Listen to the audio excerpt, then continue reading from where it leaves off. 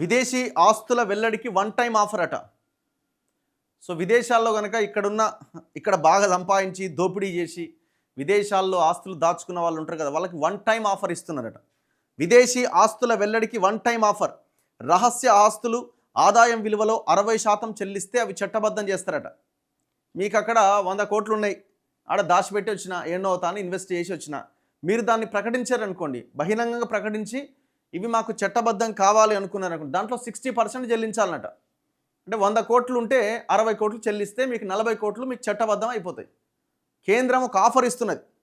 ఇగో, రహస్య ఆస్తులు ఆదాయం విలువలో 60% చెల్లిస్తే అవి చట్టబద్ధం.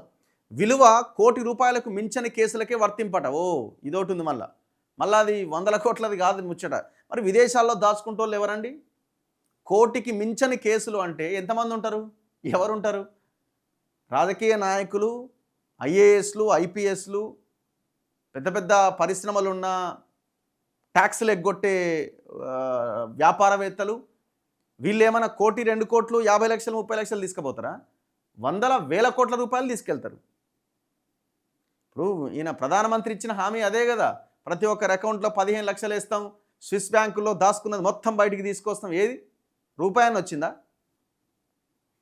చట్టబద్ధమైన ఆదాయంతో సమకూర్చుకున్న విదేశీ ఆస్తులకు స్వల్ప ఫీజు. ఇవాల్టి నుంచి డిసెంబర్ 31వ తేదీ దాకా ఒక ప్రత్యేక పథకం అట.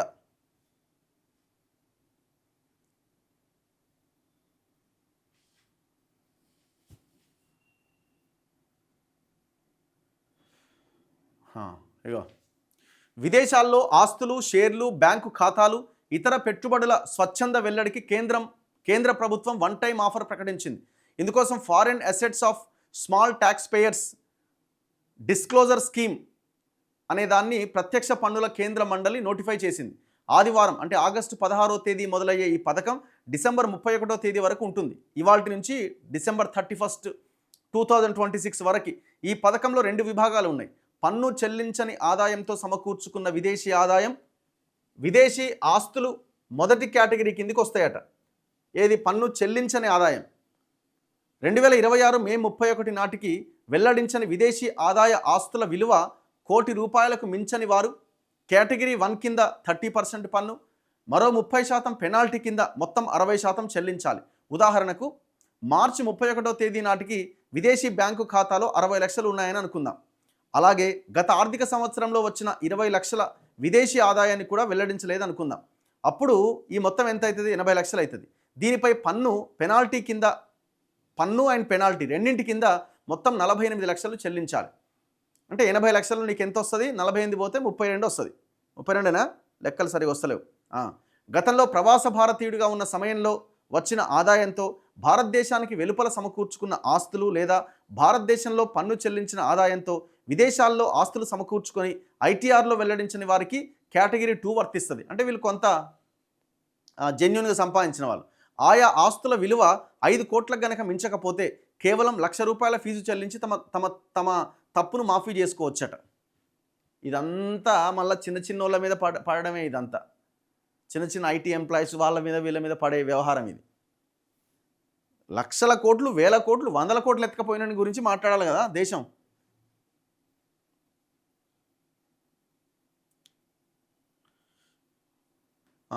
టీవీ యాడ్స్ పైన పరిమితులు ఎత్తేసిందట. గంటకు 12 నిమిషాల పాటే యాడ్స్ ఉండాలి అన్న ఆంక్షలు రద్దయినాయి. అంటే కేవలం 1 అవర్లో టీవీ చూసేటప్పుడు 12 మినిట్స్ మించి యాడ్స్ ఉండడానికి వీల్లేదు మొన్నటి వరకు. కానీ దాన్ని రద్దు చేసిరట. టీవీల్లో ప్రకటనలపై ఉన్న పరిమితులు ఎత్తేస్తూ కేంద్రం నిర్ణయం తీసుకుంది. ప్రస్తుతం గంట వ్యవధిలో కేవలం 12 నిమిషాల పాటే యాడ్స్ ప్రసారం చేయాలి అన్న నిబంధనలు ఉండగా దాన్ని తొలగిస్తూ శుక్రవారం ఆదేశాలు ఇచ్చారు. టీవీ ఛానళ్ల మధ్య న్యాయమైన పోటీ ఉండాలన్న ఉద్దేశంతో ఈ నిర్ణయం తీసుకున్నట్టు సమాచార ప్రసార శాఖ తెలిపిందట. Pay channel, free to air channel ఏదైనప్పటికీ అన్ని ప్రకటనలపైనే ఆధారపడ్డాయి. టీవీ ఛానళ్ల మధ్యతో పాటు టీవీ ఛానళ్లు, డిజిటల్ మీడియా మధ్య కూడా పోటీ నెలకొన్న నేపథ్యంతో సమాన అవకాశాలు కల్పించేందుకు ప్రకటనలపైన పరిమితులు తొలగించినట్టుగా తెలిపిందట. ఇందుకోసం కేబుల్ టెలివిజన్ నెట్వర్క్ రూల్స్ 1994ను సవరిస్తామని, వాటిని గెజిట్లో ప్రచురించిన నాటి నుంచి అమల్లోకి వస్తాయని పేర్కొన్నది.